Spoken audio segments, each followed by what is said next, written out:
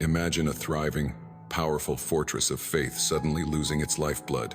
The ancient stone well at its center, which had provided sweet, cold water for generations, slowly dries up into a pathetic, muddy puddle.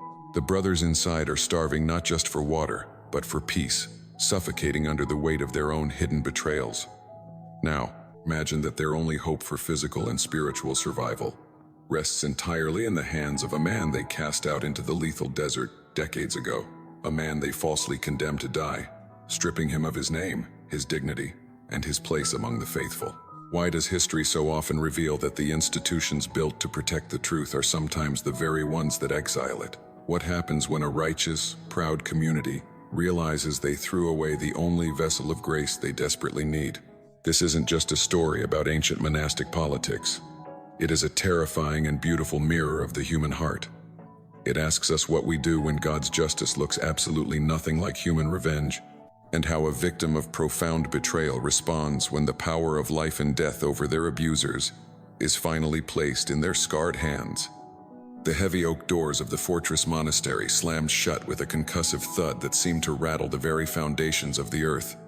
It was twilight. On the cold stone threshold, just outside the towering walls, a pair of worn leather sandals sat perfectly aligned, abandoned in the gathering shadows. A lone figure, stripped of his formal woolen habit, walked barefoot into the jagged, cooling rocks of the barren wasteland. He did not look back. He did not curse the men who had just expelled him. Before we go any further, comment where in the world you are watching from, and make sure to subscribe because tomorrow's story is one you don't want to miss. The man walking into the darkness was not a criminal, nor was he a heretic. He was, until a few hours ago, one of the most devoted and spiritually gifted brothers within those ancient walls. The desert wind began to howl, kicking up a fine layer of grit that stung his exposed skin. To be cast out into this specific wilderness during the fading light of day was, for all practical purposes, a slow and silent death sentence. But what made this exile so profoundly chilling was not the hostility of the desert. It was the deafening silence of the men he left behind, as he had been marched through the main courtyard, surrounded by hundreds of his brethren men with whom he had broken bread, shared the sacred cup, and chanted the psalms in the dead of night. Not a single one dared to meet his gaze. They had all looked down at the cobblestones, averting their eyes, suddenly fascinated by the dust on their shoes. Their silence was a heavy, suffocating blanket of collective cowardice. According to the spiritual memory of the early desert fathers, preserved in fragments of ancient tradition, this kind of expulsion was a fate worse than physical martyrdom. A martyr dies rapidly at the hands of unbelievers, secure in the knowledge of their faith and the support of their community. But to be severed from the body of believers, to be erased by the very institution that was supposed to represent the love of Christ on earth, creates a unique and devastating psychological trauma. It forces a soul to ask the most terrifying question a believer can face. If the church has thrown me away, has God thrown me away as well?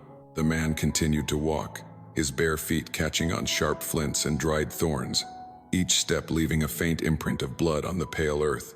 Leaving his sandals at the gate was not an act of dramatic rebellion, nor was it the careless mistake of a broken man.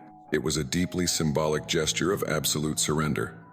By stepping barefoot into the wasteland, he was mirroring the ancient prophets who removed their shoes on holy ground. He was silently declaring that even this desolate, terrifying exile was under the sovereign gaze of heaven. He was stepping out of the jurisdiction of corrupt men and walking entirely into the jurisdiction of God. Yet, as the last sliver of the sun dipped below the jagged horizon, plunging the world into a deep, freezing blue, the adrenaline of the day began to fade. The overwhelming reality of his isolation crashed over him like a physical weight. The monastery, with its warm hearths, its glowing beeswax candles, and its library of sacred texts, was gone. Ahead of him lay only miles of shifting dunes, predators, and the crippling cold of the desert night. The profound injustice of what had just occurred began to tighten in his chest. He had not lost his faith, but a deep, sacred wound had been violently torn open. How could a community founded on truth so easily swallow a lie? How could men who spent their lives reciting the scriptures, fail to recognize the innocent standing right in front of them. To understand the sheer magnitude of this injustice, we have to rewind to the events of the previous 48 hours, to the very room where the betrayal was engineered. 2 days earlier, the atmosphere inside the monastery's inner council chamber was thick with the smell of burning incense and unspoken envy. The room was dimly lit, shadows dancing against the stone walls as the abbot and the senior elders sat in a rigid semicircle. In the center of the room stood a small wooden table, and upon it lay the object that had sealed the monk's fate, a thick, sheepskin parchment journal. It was entirely filled with his personal reflections, his deep theological insights, and the profound spiritual revelations he had experienced during his long nights of prayer. It was a beautiful, sacred document, overflowing with a genuine love for God, but standing next to the table, pointing an accusing finger at the journal, was the monk's closest confidant. This was the man with whom he had shared his most intimate spiritual struggles, the brother he had trusted implicitly. Now, this very friend was weeping a masterful display of manufactured sorrow as he addressed the council. "Fathers," the betrayer whispered, his voice trembling with perfectly calibrated grief, "it breaks my heart to bring this before you, but you must look at what he has written. He claims to hear the voice of the Lord in the silence. He spends days fasting alone, isolating himself from our communal rules. This is not piety, my brothers. This is the seed of spiritual pride. He believes he is holier than the rest of us. He has fallen into a demonic delusion, a dangerous hallucination brought on by his arrogance. If we do not excise this rotting branch, his pride will infect the entire flock. We must expel him to save his soul and to protect the sanctuary of our brotherhood." It was a brilliantly constructed lie, because it was wrapped in the language of righteous concern. The betrayer did not call his friend a monster. He called him a victim of his own pride, framing the cruel act of expulsion as an act of necessary tough love. The tragic, hidden truth was that the betrayer was acting out of pure, suffocating jealousy. He had read the journal. He knew the insights within it were brilliant, far surpassing his own mediocre understanding of the divine.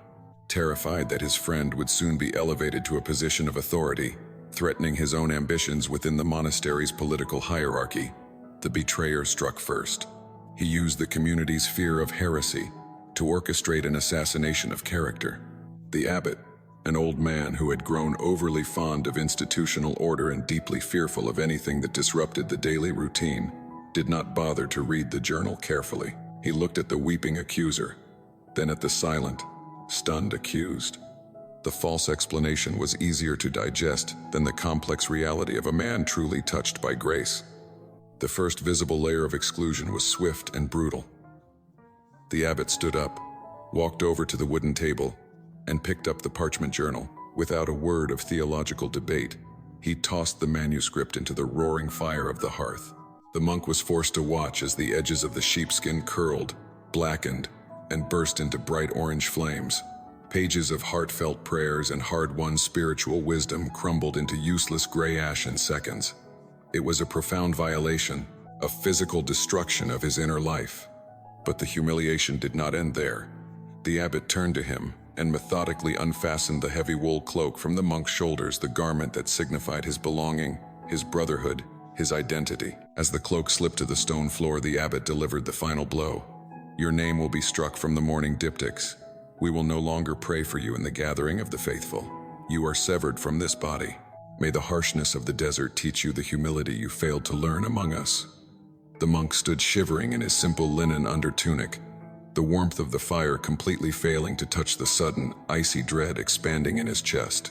The first few months in the wasteland were an agonizing descent into physical and psychological starvation. The desert is not a quiet place. It is a landscape of extremes that actively tries to break the human mind. By day, the sun beat down like a hammer on an anvil, blistering his skin and cracking his lips until they bled with every ragged breath. By night, the temperature plummeted so drastically that he would huddle in the shallow depression of a limestone cave, his teeth chattering violently, shivering until his muscles cramped into hard, painful knots. He survived on wild locusts, bitter roots, and the meager, muddy water he could scrape from the bottom of dried wadis. But the physical torment was nothing compared to the intimate spiritual wound that festered in the dark. In the dead of night, when the wind howled through the canyons, it sounded exactly like the voices of the council chamber. His mind, weakened by hunger, began to play cruel tricks on him. He would hear the abbot's voice echoing off the cave walls. Severed from this body, severed, he would see the fake, tear-stained face of his betrayer illuminated in the darkness. The deepest agony was not the loss of his bed or his books. It was the terrifying, isolating doubt that began to creep into his prayers. He was entirely alone. There was no bishop to appeal to, no higher court to review his case. He was a forgotten man, erased from history. And in this crushing solitude, the most agonizing question emerged. Lord, they lied about me. They burned the words I wrote for you. But why are you silent? Why did you not defend me in that room? Do you also believe their lie? Have I truly been abandoned? This is the sacred wound at its most profound, the terrifying feeling that God's purpose has been entirely misunderstood. Or worse, that God has simply turned his back. It is the raw, bleeding edge of the dark night of the soul. Yet, even in this crushing spiritual loneliness, a hidden truth was slowly taking root. Some sources suggest that during this period the monk began to collect broken shards of pottery, ancient, discarded ostraca left behind by long-dead nomads. Having no parchment and no ink, he would use charred sticks from his meager fires to write on these clay fragments. He did not write letters of appeal. He did not write curses against the men who had destroyed his life. Instead, in a quiet, agonizing act of defiance against his own bitterness, he began to write prayers of forgiveness. Lord, bless the brother who fears me, for his heart is bound by invisible chains. Lord, give water to the monastery, for they do not know they are thirsty. This was a silent erasure of his ego. The institution had stripped him of his title, his dignity, and his community, but they could not touch his capacity to love. He was being buried alive by the historical forces of a corrupt religious system. But in the economy of the sacred, he was not being buried. He was being planted. The desert, with all its cruelty, was burning away the last remnants of his reliance on human approval. The silence of God was not an absence. It was the intense, quiet focus of a master craftsman forging a blade in the fire. He was no longer a monk of a specific order. He was becoming a citizen of the wilderness. A man whose sole companion was El Roy, the God who sees. But the breaking process was not yet complete. A moment was coming that would sever him from his past forever. The midpoint of his exile arrived not with a gentle revelation, but with a terrifying display of natural violence. It was late summer, the season when the desert holds its breath before unleashing its fury. The sky turned a sickly, bruised shade of yellowish purple. The air grew incredibly heavy, smelling of sulfur and ancient dust. Then, the horizon simply vanished, swallowed by a towering wall of churning sand reaching thousands of feet into the air. A haboob, a massive, apocalyptic sandstorm was racing across the wasteland, obliterating everything in its path. The monk barely had time to wedge himself into the deepest, narrowest fissure of his limestone cave before the storm hit. The roar was deafening, sounding like the screams of 1,000 terrified horses. Sand blasted into the cave with the force of shattered glass, tearing at his clothes, filling his eyes, his nose, his lungs. The darkness was absolute. The temperature plummeted. For 3 days and 3 nights, the storm raged without a moment's pause. He was pinned beneath the weight of the earth, unable to move, unable to breathe without inhaling dust, teetering on the absolute brink of death. In the suffocating blackness of that storm, he reached his point of no return. As his physical strength failed, a profound internal battle reached its climax. For years, a tiny, stubborn ember of hope had burned in his chest, the hope that one day, a messenger would arrive from the monastery, a hope that the betrayer would confess, the abbot would apologize, and he would be escorted back through those heavy oak doors in a procession of vindication. He had secretly clung to the desire that history would know he was right. But as the sand threatened to bury him alive, he realized that this desire for human vindication was the final chain binding him to the world. With his last ounce of conscious will, coughing up dust in the dark, he let it go. He surrendered his reputation entirely. If I am to die here, an unknown, disgraced outcast, so be it. Your gaze, O Lord, is the only witness I need. In that moment of total surrender, the agonizing burden of his injustice evaporated. He crossed a threshold from which he could never return. He became a man completely dead to the opinions of the world. Meanwhile, miles away, behind the high stone walls of the fortress monastery, a very different kind of storm was quietly dismantling the community. The historical record is debated regarding the exact timeline, but later, Christian memory preserves a striking parallel. As the exiled monk found peace in the wasteland, the monastery began to rot from the inside out. It started subtly. The deep artesian well in the center of the courtyard, which had provided sweet, cold water for generations, began to falter. The water turned brackish, then muddy, and finally reduced to a slow, pathetic trickle. The vibrant gardens withered, but the physical drought was merely a mirror of a devastating spiritual drought. The betrayer, having successfully eliminated his rival, had indeed risen to power. He became the senior elder, the spiritual director of the novices, but a man who secures his position through deception cannot lead souls to truth. The community became plagued by infighting, paranoia, and a suffocating legalism. The elder, haunted by the ghost of his own guilt, became bitter and authoritarian, punishing minor infractions with brutal penances. The younger monks, the novices who had joined seeking the face of God, found only empty rituals and angry old men. They were spiritually starving. The institution had protected its reputation, but it had entirely lost its anointing. Tradition tells us it was not a curse from heaven that dried their well, but the natural consequence of hearts hardened by untruth. When you expel the presence of grace to protect a lie, the lifeblood of a community simply evaporates. Driven to desperation by the dying well and the toxic atmosphere, a group of young, exhausted novices made a radical decision. They had heard whispers from nomadic traders of a nameless holy man, living deep in the deep desert, a man whose prayers were said to command the respect of heaven itself. Without asking permission, they prepared a litter, placed their sickly, bitter elder upon it, and walked out of the heavy oak doors, heading into the harsh unknown to beg for a miracle. The journey nearly killed them. By the time the small group of novices spotted the jagged limestone cliffs of the deep desert, they were severely dehydrated, their lips cracked, their eyes sunken into their skulls. They carried the wooden litter bearing their elder, who was slipping in and out of a feverish delirium.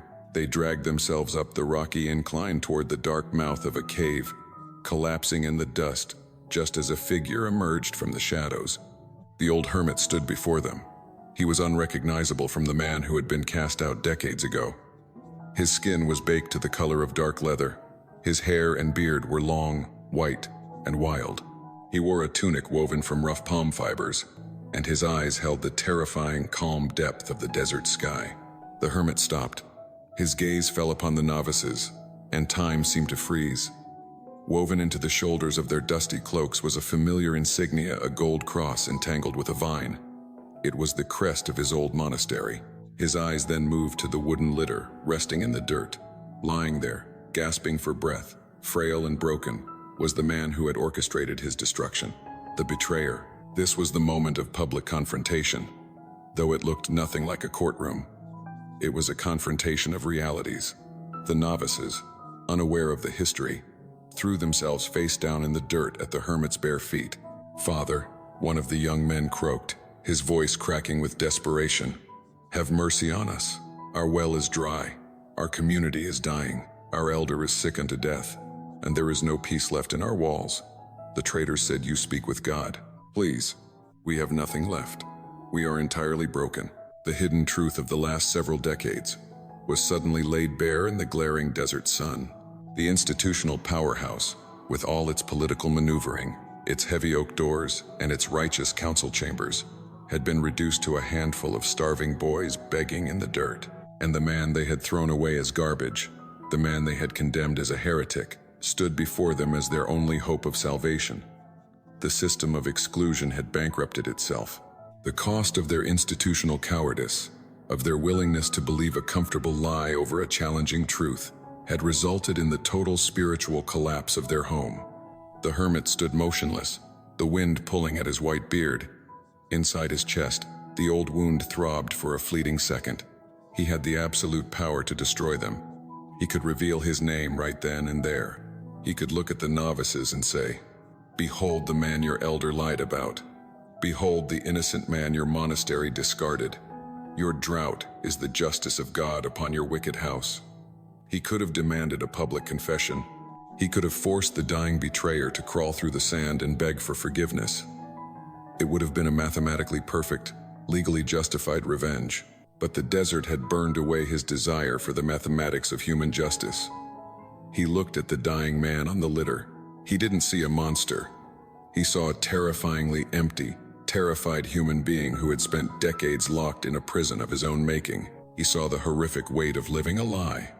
The hermit felt no anger, only a crushing, overwhelming wave of sacred grief. The silence stretched out, heavy and thick, as the novices trembled in the dust, waiting for the holy man to either bless them or curse them. Without a word, the hermit turned and walked back into the cool shadows of his cave. The novices let out a collective sob, believing they had been rejected, that their sins were too great, that even the holy man of the desert had turned his back on them. But a moment later, the hermit reappeared.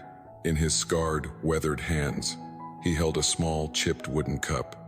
It was the only possession he truly owned, the cup from which he drank his strictly rationed sips of collected morning dew. He walked past the weeping novices and knelt in the dirt beside the wooden litter. He slid his arm under the neck of the frail, feverish elder, gently lifting the man's head, and brought the wooden cup to his cracked lips. "Drink," the hermit whispered. The elder's eyes fluttered open as the cool, life-giving water touched his tongue. He drank greedily, gasping, his vision slowly coming into focus. He looked up at the face of the man holding him. He saw the deep lines of the desert, the wild white beard, but then he looked into the eyes. He saw the unmistakable, profound depth of the brother he had betrayed so many years ago.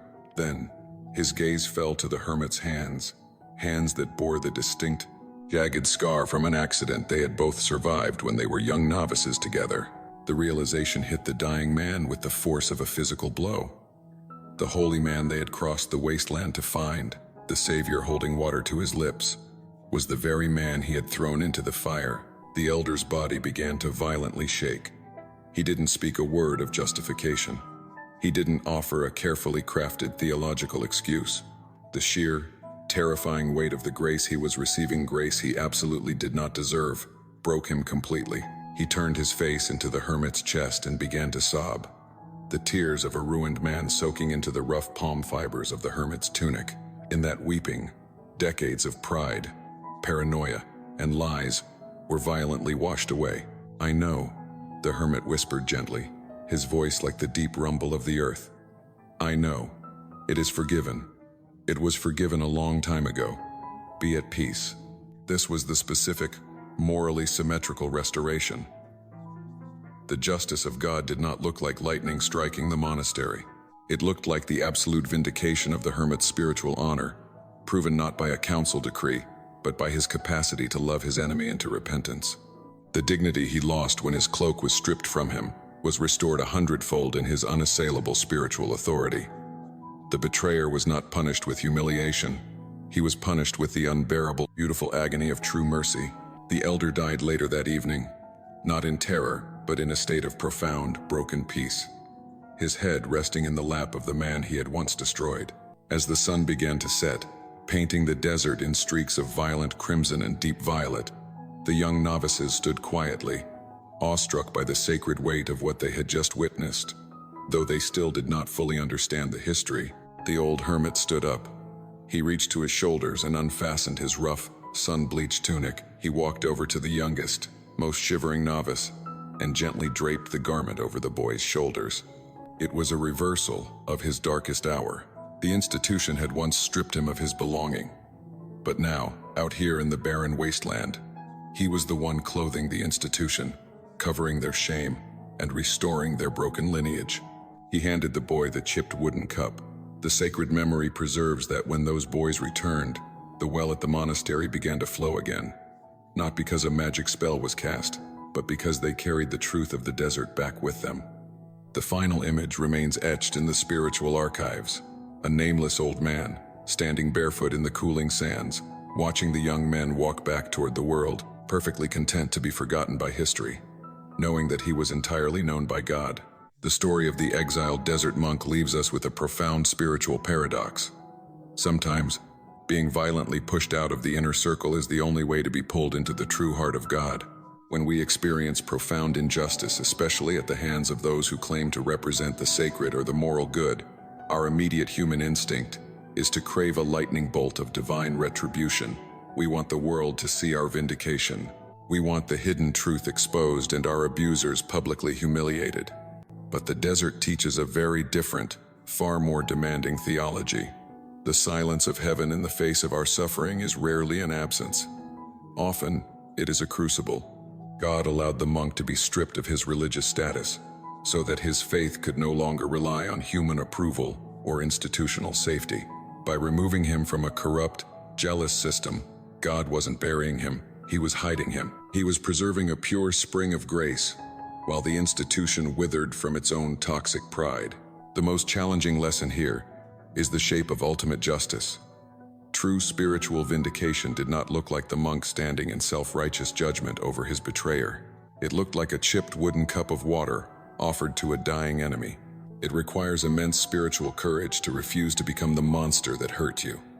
The tragedy of the monastery reminds us that institutions can easily protect their reputation while entirely losing their soul. Yet, the beauty of the desert reminds us that mercy freely given to those who absolutely do not deserve it is the most world-altering power in human history. It forces us to ask ourselves, are we holding on to a desire for vindication that is actually keeping us bound?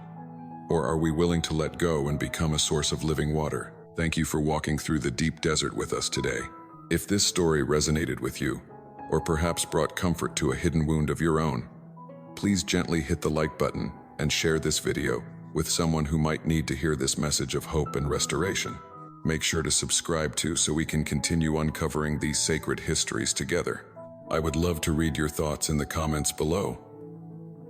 Have you ever experienced a moment where what felt like a devastating rejection actually turned out to be God's divine redirection? Or, how do you find the strength to offer grace when the injustice feels too heavy to carry? Your insights always bring such warmth and depth to this community. And please, make sure your notification bell is turned on, because in our next video, we are unearthing the forgotten history of a hidden underground chapel and the astonishing secret left behind by a grieving widow that silently defied an entire Roman Empire. You definitely won't want to miss it.